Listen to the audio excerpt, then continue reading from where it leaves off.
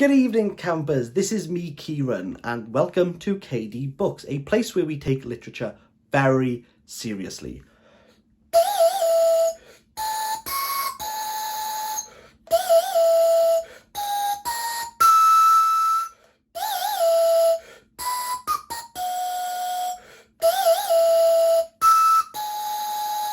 We're going to talk about a Western today, and that is In the Distance by Hernan Diaz. Jesus.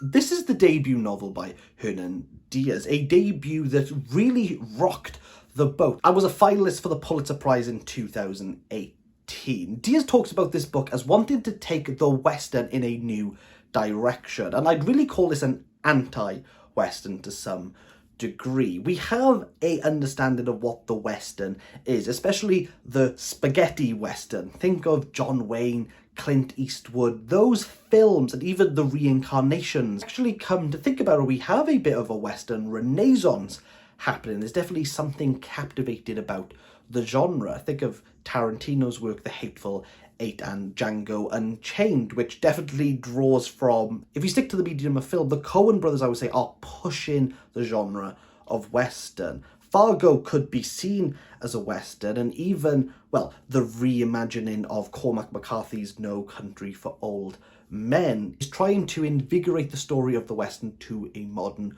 audience, and all of McCarthy's work is trying to do that. That's definitely an exploration of his. Diaz is trying to push this further by setting this within the 1850s during the gold rush, as Håkon and his brother Linus are trying to find a new life, moving from remote village Sweden to the great American West. Of the two brothers, we are primarily focused on Håkon. After leaving England to get to America, Linus and Håkon drift. They are lost. And Håkon knows that Linus is in New York. He just has to traverse the entirety of America to get there, and believes that he is able to do so. Håkon, being Swedish, does not speak any English, while through this novel he is going to begin to pick up his vocabulary, but really he can't speak to anyone, and there is a barrier between him and the new world, a place where he is isolated. But people aren't worried about what Håkon is trying to say. They're more worried about what Håkon looks like, his image, and for that they're just going to call him Hawk. For the first few pages we meet the Hawk, Håkon, an old, grizzly, naked man jumping into the ice. A very powerful, stark image. This is a ritual for Håkon to reinvent himself. At the moment, this doesn't really mean much to the reader, but as we come to the end and almost full circle within In the Distance, it's going to be a very heartbreaking moment. After seeing old but naked Håkon come out from the ice, we go back to where this all started off, in Sweden, where he and his brother want to start a new life. And as we've mentioned, he gets split up from his brother, and he wants to meet his brother in New York, but he has to traverse the American landscape.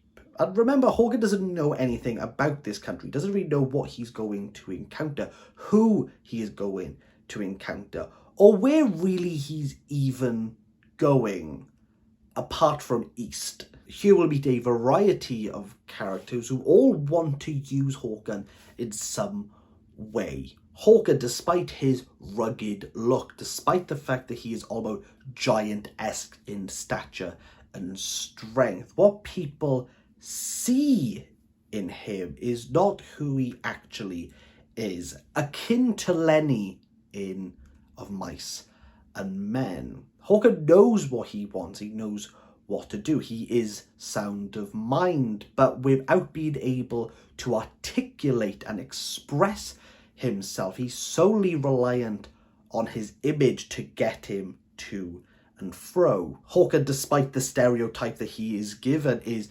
gentle, he is loving, he is caring, but throughout his journey, after he has to gut animals, after he has to perform surgery, after he is forced to defend his life, we see his image take on more than what people see, and almost becomes a legend of the West. He becomes a monstrosity, not because he is, just as word spreads faster than he can speak English, he'll be tarred. Diaz's development of Håkon is outstanding, yet the one criticism I have of this novel is, as everything's very episodic, there are moments where the prose being luscious, the prose being vivid, vibrant, is a little bit rhythmic, when you think that sometimes he is just walking across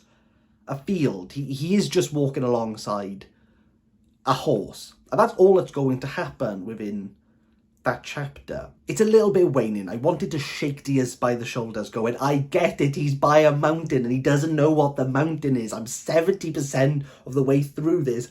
I've understood he doesn't know the American landscape. I've got it, okay? Following on from that, or maybe looping back to that, as I said in the end, there is a cyclical nature of this story as Håkon begins to go on the run, and he'll end up in one of the same places he is brought to at the beginning.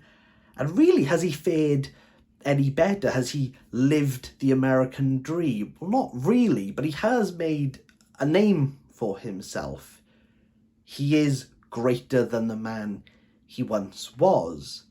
He's just broken, disheveled, and everyone's out to get him based on who he is, not based on who he is. Furthermore, I'd like to emphasize this as much as I can. We all understand the Western. Despite our knowledge of it, we expect certain things to happen, that we're going to be introduced to certain characters who do certain things. And while the Americans fall into doing that, Håkon almost rejects those ideas. He doesn't fall into the American trope because he is not the American trope. He's not the trope in the slightest. For that you have to give Diaz the credit, because it would be so easy for Håkon to do certain things that the reader is not wanting but almost expecting. And when he subverts that, that brings you closer to understanding who Håkon is. You understand Håkon more than everyone else who is actually interacting with him. For me, this is a 7 out of 10, and I would be interested if you have base knowledge of Westerns or have a lot of knowledge within the genre. Give this a go and let me know what you thought about it, because I want to see how much it can play with people's conceptions and wants with the genre.